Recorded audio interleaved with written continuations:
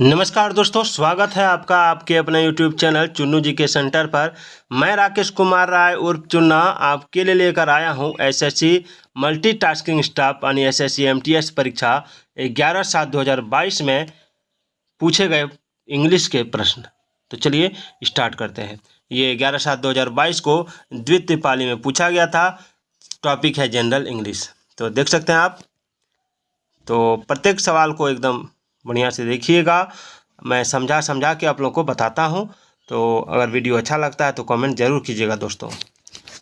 चलिए, पहला सवाल कि select the option that can be used as a one word substitute for the given group of words. यानी आपको वैसा ऑप्शन चुनना है, ठीक है, जो ये ग्रुप ऑफ वर्ड्स है इसके बदले में एक शब्द में आंसर दे सके। यानी अनेक शब्दों के बदले एक शब्द में आंसर देना है, ठीक है। वन वर्ड सब्स्टिट्यूट उसी को कहते हैं।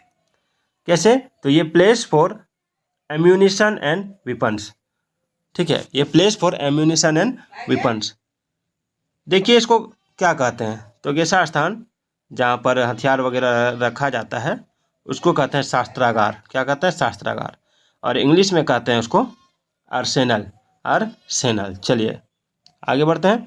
इसमें आर्सेनल का मतलब शास्त्रागार हो गया। एक वर्ड आप देख सकते हैं अबेटेयर। अबेटेयर का मतलब होता है कसाई खाना, ठीक है। और एरेना का मतलब अखाड़ा होता है। ये जो एरेना है इसका मतलब अखाड़ा। और एवारी मतलब पक्षीशाला। चलिए दूसरा, select the most appropriate option to fill in the blank. यानी उचित ऑप्शन को चुन के खाली स्थान को भरना है। क्या लिखा है? लिखा है your district is expose to dash and also to destructive floods. Food नहीं है, ये फ्लड्स है, sorry to. Your district is expose to dash and also to destructive floods. देखिए यहाँ पर क्या कह रहा है। यहाँ पर जो हो जाएगा, यहाँ पर हो जाएगा सही शब्द ड्राफ्ट। ड्राफ्ट का मतलब होता है सुखाड़, ठीक है। क्योंकि वाक्य में स्पष्ट संकेत जिला के बारे में दिया गया जहाँ बाढ़ और सुखाड़ दोनों से प्रभावित होने की बात कही गई है, ठीक है। कि तुम्हारा जिला जो है सुखाड़ और बाढ़ दोनों से प्रभावित होता है। चलिए अगला, the following sentence has been given as divided into parts, ठीक है। कुछ सेंटेंस दिए हुए जो पार्ट वाइज दिए हुए हैं। वन ऑफ देम में कंटेन एन एरर, उसमें से एक किसी पार्ट में गलती है। Select the part that contain the error from the given option, उस पार्ट को चुनना है जिसमें गलती है, ठीक है। और उस जगह पर आपको जो गलती है उसको चुन के निकालना है। If you don't find any error, अगर आपको कोई गलती नहीं मिलता है तो mark no error as your answer. तो नो एरर में आपका आंसर होना चाहिए। आप देख सकते हैं लिखा है the students looked confused so the teacher explain the topic again.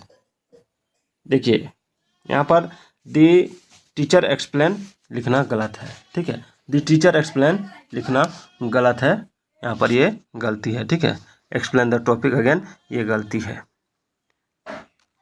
यहाँ पर जो हो जाएगा, यहाँ पर पूरा वाक्य पास्ट टेंस में है ना। यहाँ पर देख सकते हैं ये लुक्ड है तो ये पूरा पास्ट टेंस में है। किसमें है ये पास्ट टेंस में है। जब ये पास्ट टेंस में है तो यहाँ पर भी पास्ट टेंस भी होगा, ठीक है। क्या होगा?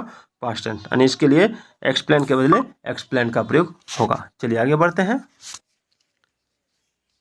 Select the most appropriate option to fill in the blank. चलिए एक जरा आप रुक जाइएगा।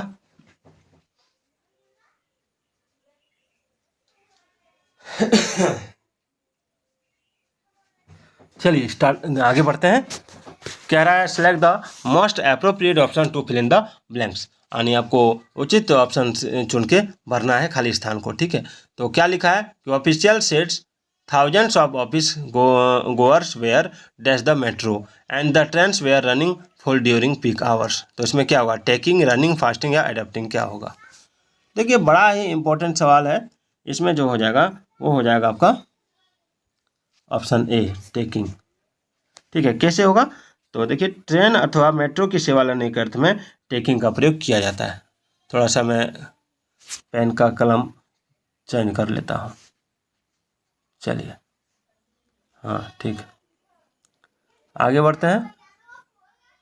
अगला है select the option that can be used as a one word substitute for the given group of words. यानी ये जो ग्रुप ऑफ वर्ड्स दिया हुआ है इसके बदले आपको वन वर्ड में आंसर देना है। लिखा है the expression of A wish that misfortune और डूम बिफॉल ए पर्सन। ध्यान दीजिए, the expression of A wish that misfortune और डूम बिफॉल ए पर्सन। इसमें क्या होगा? देखिए, इसमें जो हो जाएगा वो हो जाएगा, सबसे पहले आप जान लीजिए कि the expression of A wish that misfortune और डूम बिफॉल ए पर्सन। तो इसको कहेंगे हम, ऑप्शन देखते हैं। ऑप्शन, इसको कहेंगे कर्स, अभिशाप। क्या कहेंगे? कर्स यानी अभिशाप। चलिए आगे बढ़ते हैं। Select the option that can be used as a one word substitute for the given group of words. ठीक है, वन वर्ड में आपको आंसर देना है। Property left to someone by a will, इसको क्या कहेंगे? देखिए, इसमें जो है, इसमें आपका जो कह रहा है कि property left to someone by a will यानी वसीयत, विरासत में जो मिला हुआ रहता है उसको कहते हैं वसीयत। ठीक है, तो यहाँ पर लेजेसी हो जाएगा, लेजेसी। और विंडफॉल का मतलब होता है अप्रत्याशित यानी लाभ, और एलिमोनी का मतलब होता है आपका निर्वाह यानी व्यय, और प्रोफेसी का मतलब होता है भविष्यवाणी। याद रखिएगा। Select the most appropriate option to fill in the blank, यानी आपको ऑप्शन से चुन के खाली स्थान को भरना है। लिखा सन जू says that dash the enemy without battle requires greater skill then winning on the battle field. देखिए, ये क्या कह रहा है इसको पहले समझ लीजिए।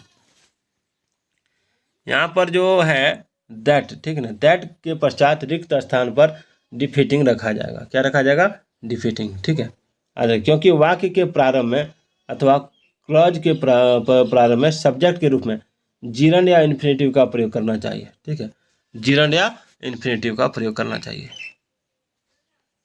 Select the most appropriate synonym of the given word, आपको उचित साइनोनिम चुन के बताना है। इनेट मतलब होता है जन्मजात। क्या होता है? जन्मजात। ठीक है, तो इसका क्या हो जाएगा? इसका जो हो जाएगा ये हो जाएगा ऑप्शन सी, इनहेरेंट। ठीक है, इसका कुछ खास साइनोनिम होता है इनहेरेंट, इनबॉर्न, इनब्रेड और कॉन्जेंटियल, CONGENTIAL, कॉन्जेंशियल। ठीक है, चलिए इसमें आप देख सकते हैं लर्न का मतलब होता है सीखा हुआ, और इनहेरेंट मतलब होता है आपका जन्मजात, और अभ्यस्त जो होता है इसका मतलब हो जाता है इनहर्ट का मतलब, और इनन मतलब मूर्ख या बेकार। चलिए अगला सवाल है select the correctly spelled word, यानी जो इसमें सही रूप से स्पेलिंग लिखा हुआ है उसको सिलेक्ट करना है। तो देखिए इसमें सही स्पेलिंग जो लिखा हुआ वो मोनोटेनोस का लिखा हुआ है, ऑप्शन डी का। ठीक है, मोनोटेनोस। और याद रखिएगा, एक मिनट, मोनोटेनस क्या पूछा? Select the correctly spelled word.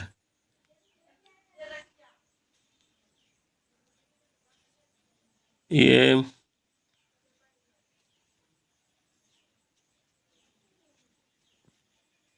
एक मिनट, इसमें देखिए MONOTA नहीं होगा, TO होगा, ये गलत है।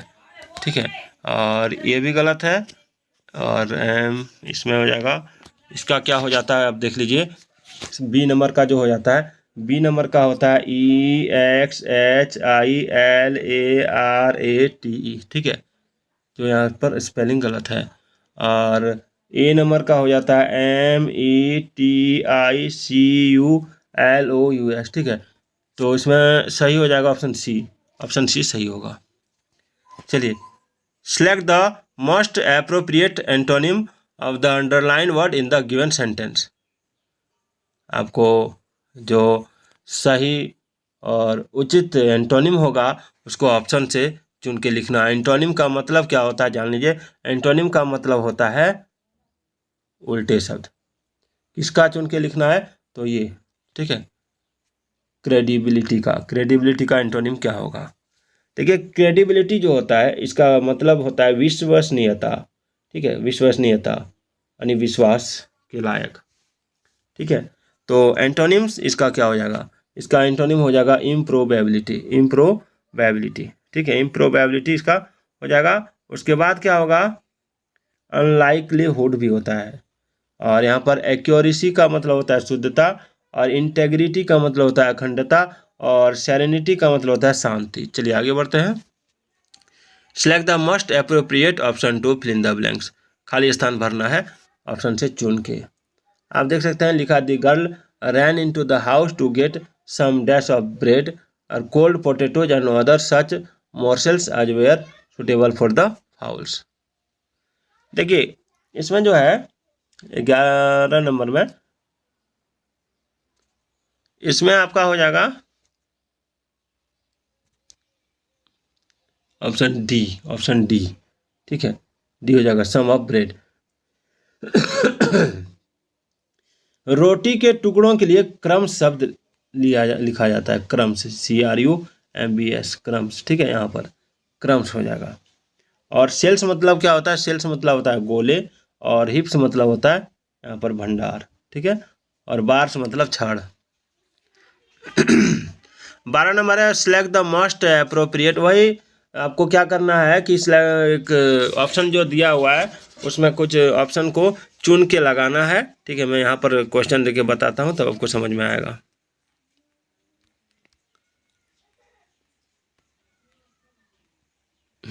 ये क्वेश्चन है, ठीक है।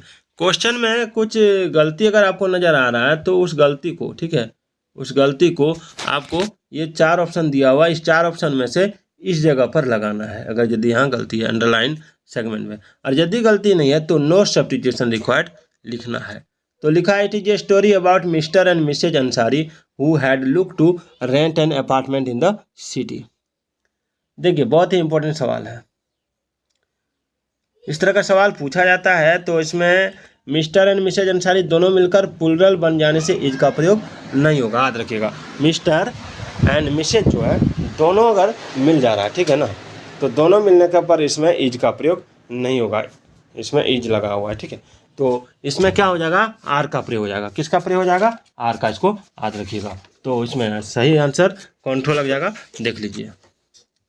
इसमें मिस्टर एंड मिसेज अंसारी दोनों मिलकर प्लूरल बन जाने से इज का प्रयोग नहीं होगा, और इसके अलावा वाक्य में रेंट जिस कारण फोर का प्रयोग नहीं होगा, ठीक है ना, रेंट भरवन में जिस कारण फोर का प्रयोग नहीं होगा, ठीक है, क्योंकि इसके साथ भरवन का प्रयोग होना चाहिए, ध्यान दीजिए, इसके साथ भरवन का प्रयोग होना चाहिए। और अंडरलाइन भाग में वेयर लुकिंग टू लिखा जाएगा, वेयर लुकिंग टू, ठीक है, याद रखिएगा।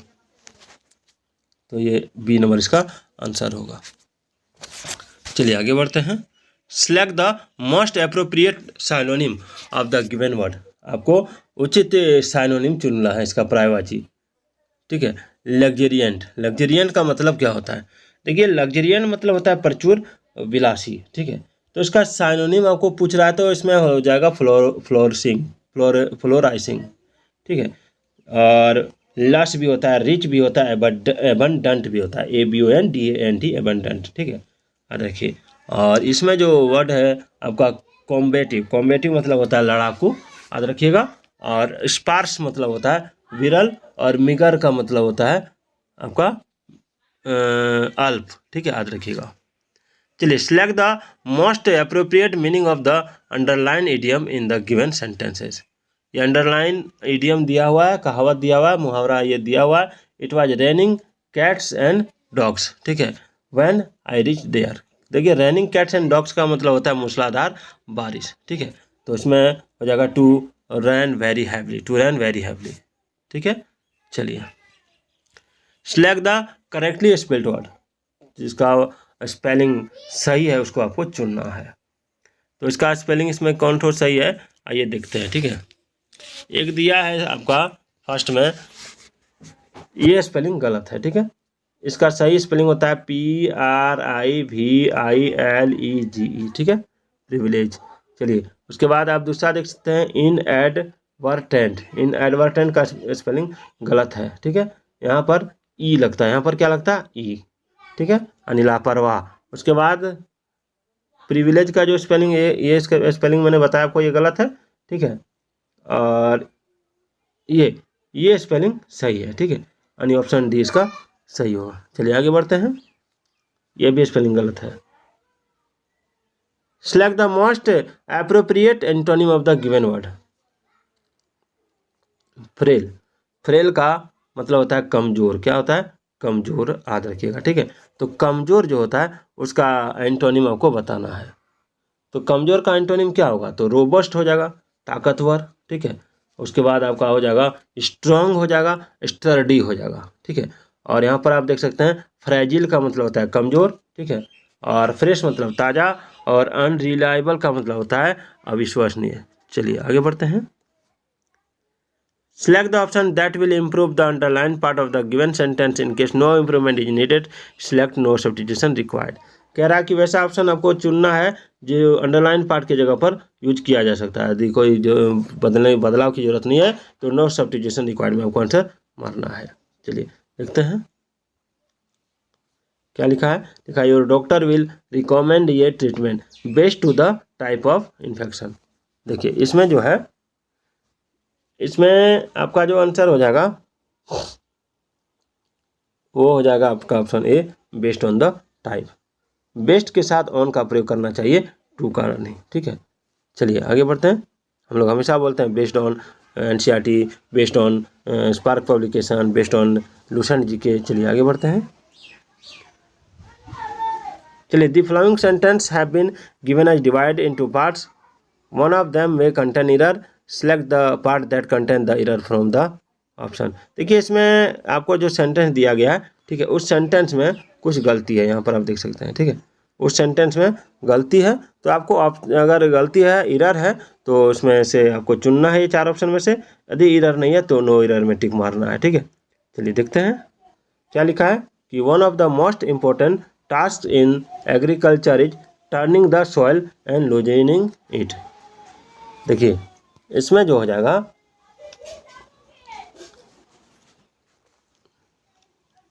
यह वाक्य बिल्कुल सही है तो नो एरर हो जाएगा, ठीक है। One of the most important task in the agriculture, ये भी सही है। इज टर्निंग, ये भी सही है, ठीक है। The soil and loosening it, खेती का एक महत्वपूर्ण काम क्या होता है खेती में? तो मिट्टी को उलट पलट करना और उसकी बढ़िया से जुताई करना। चलिए आगे बढ़ते हैं। Select the most appropriate meaning of the given idiom, ठीक है। इस इडियम का आपको उचित मीनिंग बताना है, ठीक है। Ignorance is bliss, ignorance is bliss, इसका मीनिंग क्या हो जाएगा? देखिए इसका जो मीनिंग हो जाएगा वो देखते हैं, तो छोटा करते हैं तब समझ में आएगा। हाँ आप यहाँ से देख सकते हैं इसका मीनिंग, इसका मीनिंग हो जाएगा आपका इग्नोरेंस इज ब्लिस, ये मतलब होता है अज्ञानता परमानंद है, अज्ञानता परमानंद है। तो इसमें जगह to remain ignorant of things that may cause stress, ठीक है, ऑप्शन डी। चलिए 20 नंबर सवाल देखते हैं। The following sentence have been given as divided, इसमें भी वही एरर वाला है। यदि आपको एरर कहीं नहीं दिखता है तो नो एरर में मारना, एरर दिखता है तो ये ऑप्शन में से आपको आंसर चुन के देना है, ठीक है। चलिए लिखा आज ये game astrology and its frictions of fate and personality can being fun. तो इसमें क्या हो जाएगा? इसमें हो जाएगा बीइंग का प्रयोग। बीइंग आप देख सकते हैं, मैं डायरेक्ट आंसर बताता हूँ। बीइंग जो है, बीइंग का प्रयोग जो होता है ना, सिर्फ कुछ एक्सिलरी वर्ब जैसे is, am, are, was, were के साथ होता है, ठीक है। अकेले में कैन के साथ बीइंग का प्रयोग कभी भी नहीं होता है, मॉडल वर्ब के साथ नहीं होता। बीइंग का प्रयोग केवल is, am, are, was, were के साथ होता है, इसको याद रखिएगा, ठीक है। और बीइंग के बदले यहाँ पर बी का प्रयोग किया जा सकता था, इसलिए इसमें क्या हो जाएगा? इसमें हो जाएगा, ये गलती है, ऑप्शन बी, यानी ये पूरा लाइन। तो चलिए उसके बाद आपका ये पैसेज दिया होता है, कहानी लिखा होता है इसमें, तो इसको आपको इसमें से चुन के लिखना है, ठीक है। तो दोस्तों आज का ये वीडियो आपको कैसा लगा कमेंट जरूर कीजिए।